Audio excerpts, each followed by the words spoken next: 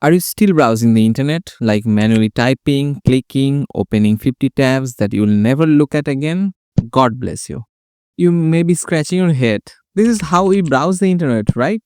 Yes, you are right, but not anymore. Because we are entering the world of AI browsers. A browser that browses for you, doesn't eat your computer alive, and actually remember what you wanted. Basically, it does all of this for you while you are sip your coffee. It sounds like something from sci-fi movie, but it's real and it's kind of mind-blowing. So is Chrome doomed? Should we start planning the funeral? Or is this just another AI hype? Before you go further, first understand what is an AI browser.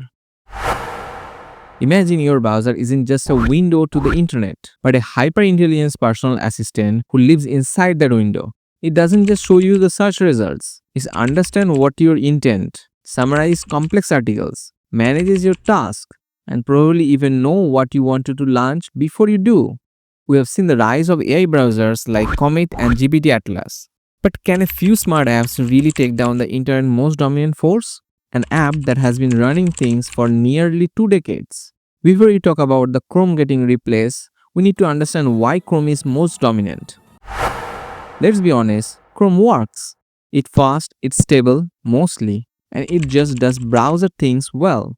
If you use any Google service, Chrome just works better than any other browser in the market. Not sexy, but effective. Chrome has a huge number of extensions. Ad blocker, password managers, productive tools, whatever you need, there's probably an extension for it.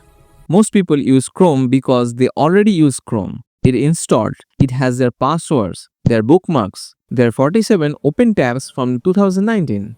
Okay, so what exactly do this AI browser do that Chrome doesn't? AI browser isn't just a faster way to load CNN, it's a completely different user experience. In an AI browser, if you type plan a 3-day hike in Himalayas and suggest the gear I need that wouldn't break my budget. In one search, you get everything for your next trip. But in Chrome, first you have to search for the locations and plan your trip. For that, you have to browse many websites and travel videos. Then you need to find the gears on budget. Oof, lot of stuffs. An AI browser is like having a personal assistant who does everything on behalf of you, who never sleeps, never complains, and works for a subscription fee. Now, let's be real. Google isn't just going to pick up its bag and go home. Google is one of the giants in the tech industry. What's their move? They will try to become the AI browser. We are already seeing the integration of AI models like Google Gemini directly into the search and maybe soon into the browser framework itself. They are trying to build their hyper-intelligence assistant inside the comfortable Chrome shell. They are using their sheer size and massive user base as a shield. It's like putting a rocket engine on an antique car. It might work, but it still has a wooden wheel. Can Google pivot fast enough without sacrificing the advertising revenue that built their empire? That's a multi-billion-dollar question. So, can AI browser actually replace Chrome? I think the answer is yes and no.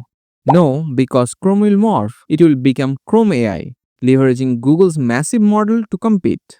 It wouldn't die, but it will be unrecognizable. And yes, because underlining technology, the simple link-based browser is already dead. The concept of browsing is being replaced by the concept of execution. And the fundamental shift opened the door for learner, smarter competitors like Comet and Atlas to capture the future. AI browsers are Chrome's wake-up call, not its funeral. The race is on, and the ultimate winner is us, the user getting a faster, smarter web. Now here's my question for you. If a new AI browser could promise to save you an hour of tremendous searching every day, would you finally uninstall Chrome? Let me know in the comments.